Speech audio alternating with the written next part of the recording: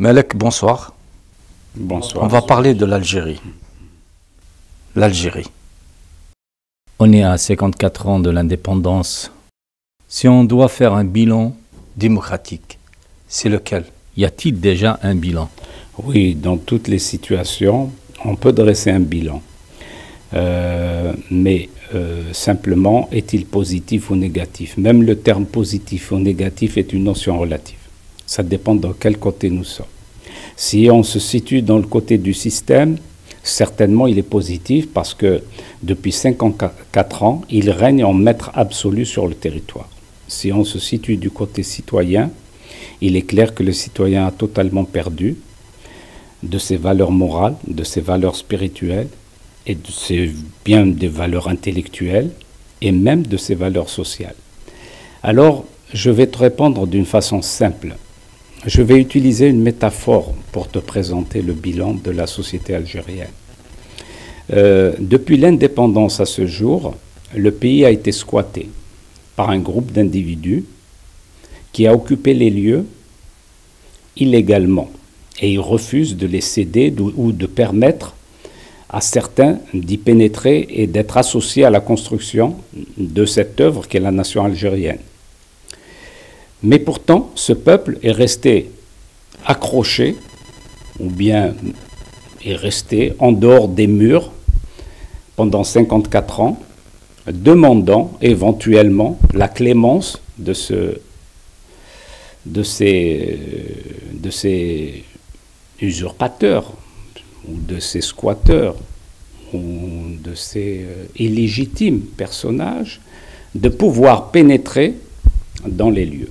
Certains l'ont fait en catimini, certains l'ont fait en association, certains l'ont fait avec ruse. Mais rien de cela n'a apporté une solution au peuple algérien. Je considère que le bilan est très négatif et même, je dirais, très régressif. Nous avons perdu un potentiel terrible, c'est que des nations ont fait des efforts et des avancées. Nous avons fait un recul terrible. Donc il y a un retard terrible qui s'accumule au fur et à mesure que le temps passe. Nous, on perd du temps, on perd du recul, donc on perd de la distance par rapport à l'avance des autres peuples. Donc on devrait faire plus d'efforts pour pouvoir rattraper un niveau plus ou moins acceptable. Parce qu'on peut rester des heures et des heures à discuter d'un bilan, malheureusement, il est négatif, on le sait, tout le monde le sait. Aujourd'hui, justement, comment vous voyez l'Algérie? Est-ce qu'il y a un espoir? Est-ce que vous êtes pessimiste? Est-ce que vous êtes dans une ligne où il y a un espoir d'avoir une vraie démocratie en Algérie? Mais ça commence par quoi, déjà? Moi, je suis très optimiste. Sinon, je ne serais pas là pour discuter de cette question avec toi, Azdi. Il est clair que moi, j'ai vécu les années d'ouverture démocratique algérienne. Et je tiens ici disons, en mémoire pour l'ex-président Chadli Benjelid, à qui, vraiment, j'ai beaucoup d'estime, que j'aurais aimé rencontrer de son vivant. Malheureusement, je n'ai pas eu cet honneur. Je considère que Chadli Benjelid a bien compris la situation du pays. Il faut comprendre, certains aujourd'hui, j'entends parler, dire que la seule période qui a été très honorable pour le peuple algérien était la période où il y avait Houari Boumedienne, que Dieu ait son âme d'ailleurs. Mais on ne peut pas faire de la politique sectaire pour un peuple. Il fallait associer le peuple algérien. Je tiens simplement à leur dire que les séquelles de cette gestion unilatérale nous a conduit à cette situation.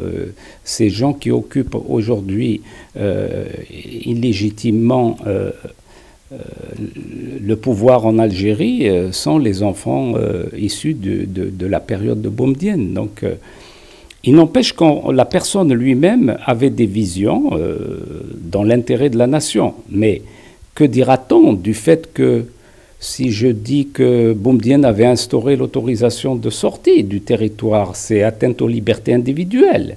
nous n'avons pas fait la révolution afin que les citoyens algériens soient cloîtrés à la décision d'une tierce personne. Nous voulions que le peuple algérien soit libre. Et donc ça, c'était une erreur fatale. Mais la gestion des comptes de la nation, effectivement, là, on pourrait dire que toute relativité gardée, Boumedienne a su gérer les caisses de l'État. Mais Chadli Benjelid, excuse-moi, je reviens sur Chadli Benjelid. Peut-être que Chadli Benjelid a ouvert les caisses de l'État, mais le peuple algérien étant affamé, on l'avait affamé, il a su mal gérer les deniers publics. Mais il avait redonné cette liberté au peuple algérien, par le biais, effectivement, de lui donner la possibilité de s'affirmer dans ses idées. Mais, effectivement, on ne pourrait pas accuser Chadli Benjelid d'avoir créé les partis. On pourrait accuser les partis de ne pas être à la hauteur. Et c'est là la question. Alors, que dira-t-on aujourd'hui? Aujourd'hui, je pense que nous sommes dans une phase fondamentale. Le pouvoir est acculé à une situation dramatique. Il vit et il survit, en quelque sorte, parce qu'il a un peuple devant lui. Ce peuple permet au système d'exister économiquement, socialement et politiquement. Aujourd'hui, le peuple est un peu dans le désarroi.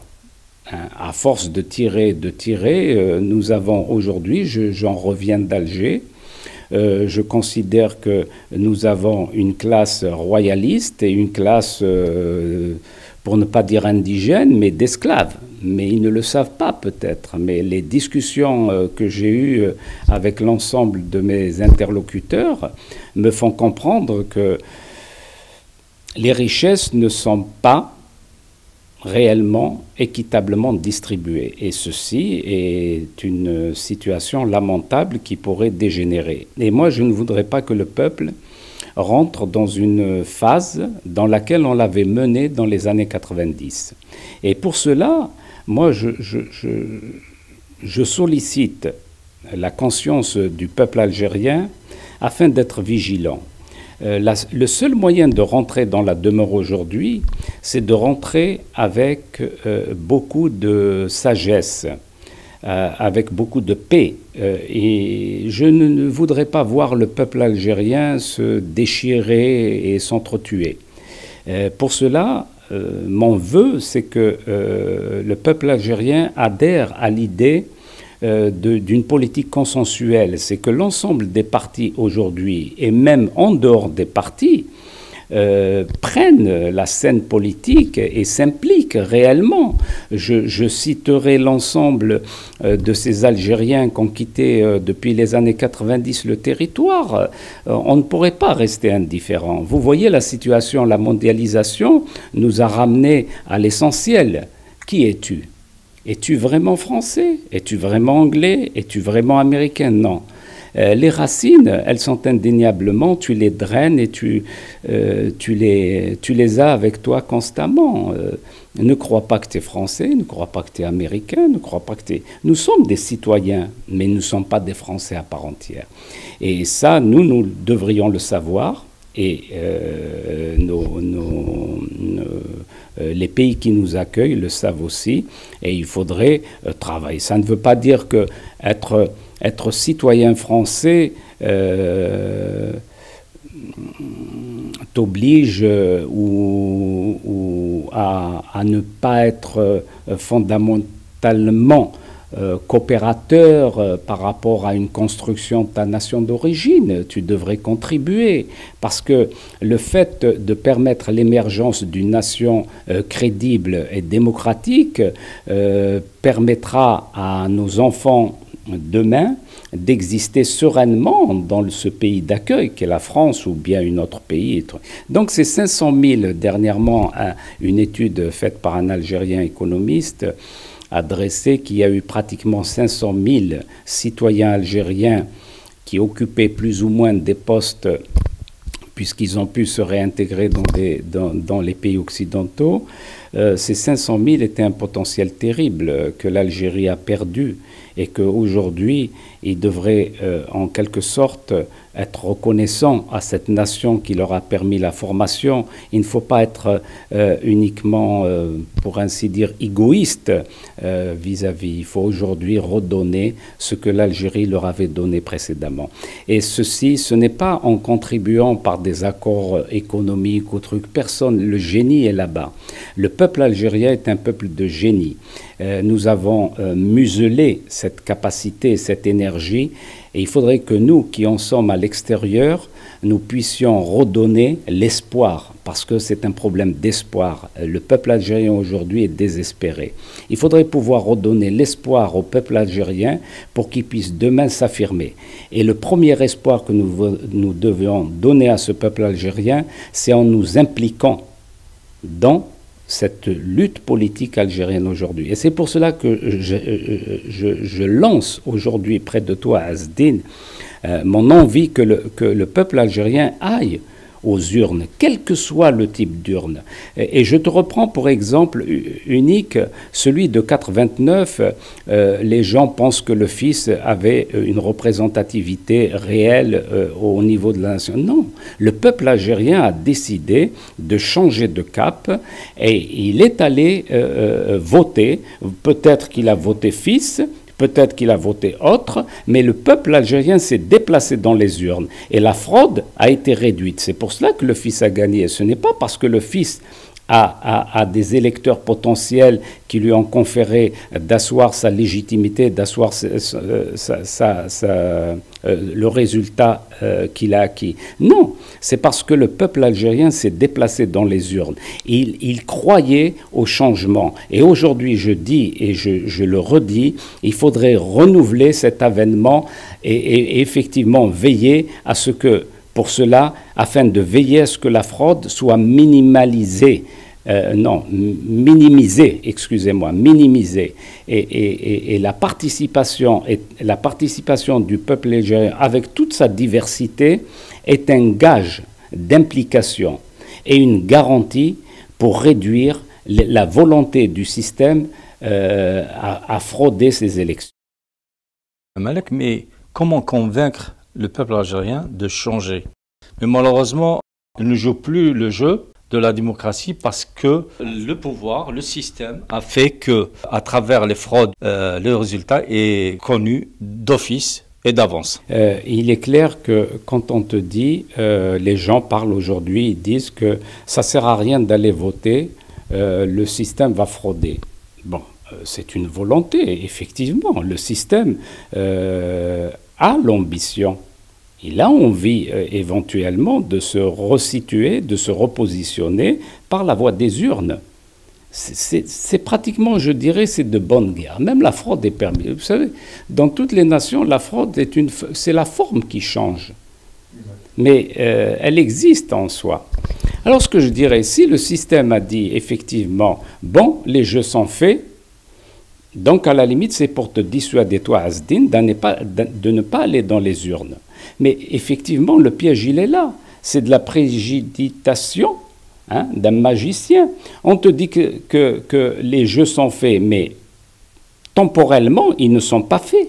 Il faudrait que tu ailles voter. Imaginons, je prends un exemple imaginaire, imaginons que demain, tout a été préparé pour la fraude et que nous allons en masse voter, en connaissance de cause, et que nous soyons là présents lors du dépouillement, lors du transport des urnes vers le décompte global ou d'arrondissement ou régional ou ministériel, nous aurons constamment les éléments du peuple qui sont présents pour faire valoir le droit de ces élections. Mais si demain, le fait qu'on t'informe que ces élections sont truquées d'avance et que toi tu restes chez toi, donc il y aura que les 10% de gens acquis pour le système qui mettront leur bulletin dans les urnes, effectivement, ça ne sera pas une fraude, ça sera une légitimité de ce fait, puisque toi, tu n'es pas Tu n'as pas participé à ces élections.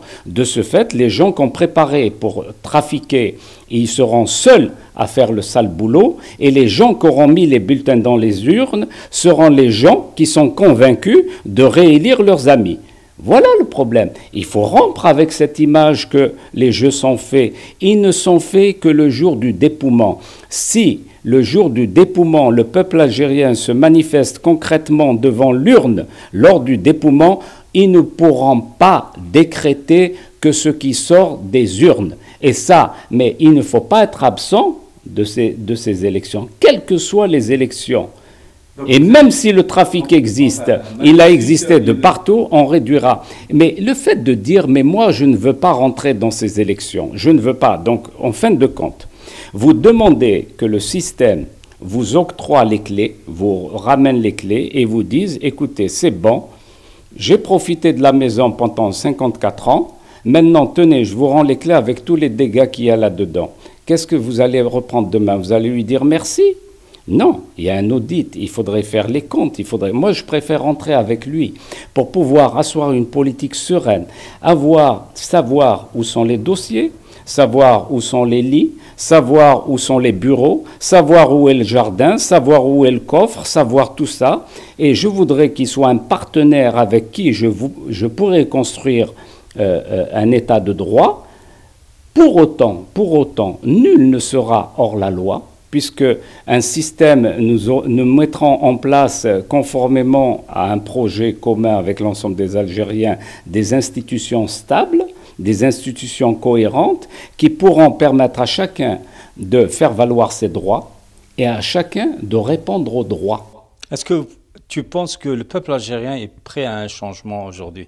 En toute sincérité. C'est bien ce que tu dis, mais est-ce qu'entre la fiction et la réalité, il y a un long chemin à faire, mais malheureusement, tu viens de le dire, c'est que pour changer ces mentalités, il faut le rôle des hommes politiques, les partis politiques. Ce n'est pas les mentalités qu'il faut changer. Vous savez, parce que pour eux, frauder est devenu quelque chose de la fraude, on en parle. Effectivement, moi je considère que lors des élections précédentes, il n'y a pas eu fraude massive.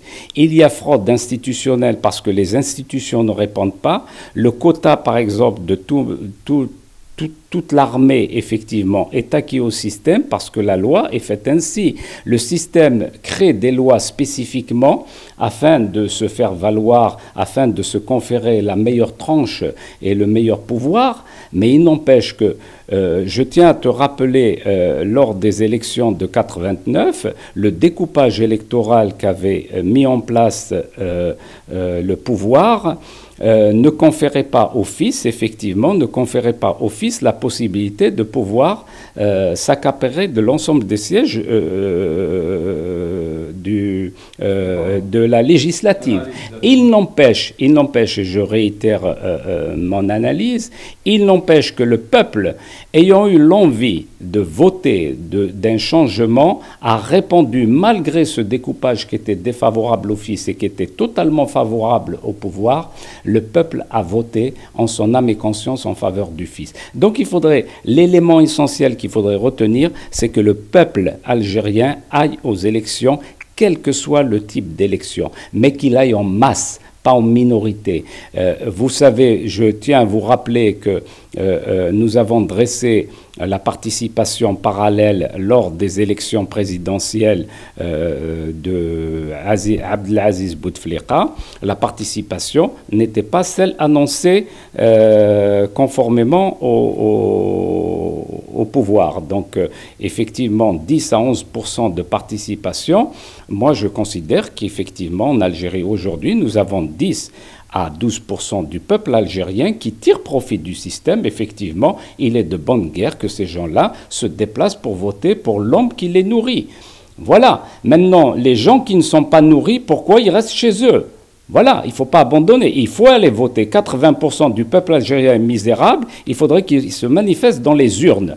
Et il faudrait qu'il se manifeste non pas en votant, mais en étant présent, en étant concerné par la situation. Et je tiens à te répondre. Le premier sacrifice que nous devrions faire, c'est celui des gens qui n'ont pas aujourd'hui besoin ou qui ne sont pas dans la nécessité de s'impliquer politiquement, c'est toute cette communauté qui réside à l'étranger, qui est dans l'aisance, qui est plus ou moins mieux que leurs frères restés en Algérie.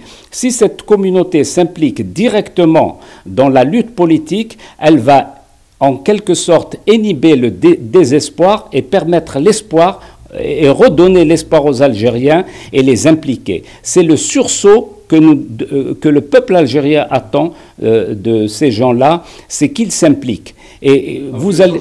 Le changement vient d'ici. Non, pas du tout. Non, parce que effectivement, aujourd'hui, l'ensemble des Algériens... Je vais te raconter une anecdote, Azdine, et je ne sais pas si tu vas la garder ou ne pas la garder. Moi, j'ai vécu 4 ans en Algérie. Au temps où je suis rentré en Algérie, ma mère, que Dieu ait son âme, me demandait d'aller faire les courses. Il y avait un problème d'œufs, il y avait un problème d'huile, et il y avait un problème de savon.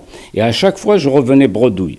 Et un mois après, ma mère, que Dieu ait son âme encore une fois, me dit « Mais avec toi, on ne mangera rien, on ne se lavera pas. » Eh bien, figure-toi qu'après, je faisais la chaîne, je bousculais, j'espérais bien que quelqu'un se désiste pour que je puisse, moi, récupérer quelques trucs. Donc, on conditionne le peuple algérien. Aujourd'hui, le peuple algérien est conditionné. Le système a bien fait son travail.